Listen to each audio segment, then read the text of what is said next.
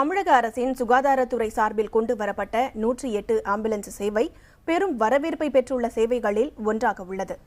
இந்த சூழலில் கடலூரில் அந்த சேவையில் பணியாற்றும் ஊழியர்கள் முன்வைக்கும் சில முக்கிய பிரச்சினைகளை பற்றி இப்போது பார்க்கலாம். உடனடியாக மருத்துவமனைக்கு கொண்டு செல்ல வேண்டிய நிலையில் இருக்கக்கூடிய நோயாளிகளுக்கும் விபத்தில் சிக்கியவர்களுக்கும் மிக பெரும் உதவியாக இருப்பது 108 ஆம்புலன்ஸ் சேவை.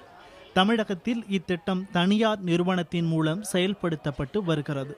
இந்நிலையில் கடலூர் மாவட்டத்தில் 108 சேவையில் பங்காற்றும் ஊழியர்கள் தங்களுக்கு அடிப்படை வசதிகளை செய்து தர வேண்டும் என்று கோரிக்கை விடுத்துள்ளனர். எங்களுக்கு ஓட்டுநர்கள் எங்களுக்கும் மற்றும் பெண் இஎம்டி மருத்துவ உதவியாளருக்கும் அடிப்படை வசதிகளை செஞ்சு கொடுக்குறது இல்லை நிறுவனம். பல முறையாக நாங்கள் தொழிற்சங்கத்து மூலிமா நாங்கள் தொழில் தவ எழுப்பி பேச்சுவார்த்தையில் நடந்துகிட்டு இருக்கிறது. இப்போ அடிப்படை கோரிக்கை பெண்களுக்கு இடவசதி இல்லை, பாத்ரூம் வசதி இல்லை, பல பிரச்சனைகளை சந்திட்டு இருக்கிறாங்க.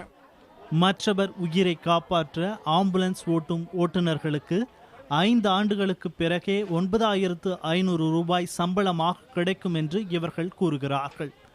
இதில் செவிலியராக பணியாற்றுபவர்களில் பெரும்பாலானவர்கள் பெண்களாகவே இருக்கும் நிலையில் அவர்களுக்கு முறையான தங்கும் வசதி, கழிவறை வசதிகள் இல்லை என்றும் ஆம்புலன்ஸ் ஊழியர்கள் கூறுகிறார்கள்.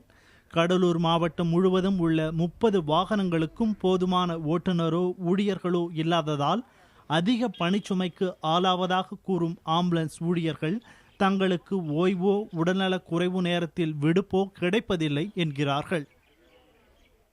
பைலட்டும் இல்லை, ஷார்ட்டேஜில் இருக்குது. லீவு கேட்டால் உடம்பு சரியில்லை, எனக்கு மெட்ராஸ் ஆகி லீவு கேட்குறேன், நீங்கள் டியூட்டிக்கு வரலன்னா உங்களை டியூட்டி விட்டு சஸ்பெண்ட் பண்ணுறோன்றாங்க.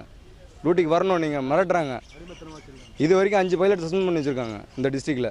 நாங்கள் இவ்வளோ பொது சேவை செஞ்சோம், மெட்ராஸ் ஆகி சொல்கிறேன், எனக்கு சொல்லி நீங்கள் டியூட்டிக்கு வந்தே ஆகணுன்றாங்க. மொத்தம் 26 வண்டி கடலூர் லொக்கேஷனில் இருக்குது. அதில் பைலட் இஎம்டி ரொம்ப ஷார்ட்டேஜாக இருக்குது. லீவு கேட்டாலும் கொடுக்கறது கிடையாது.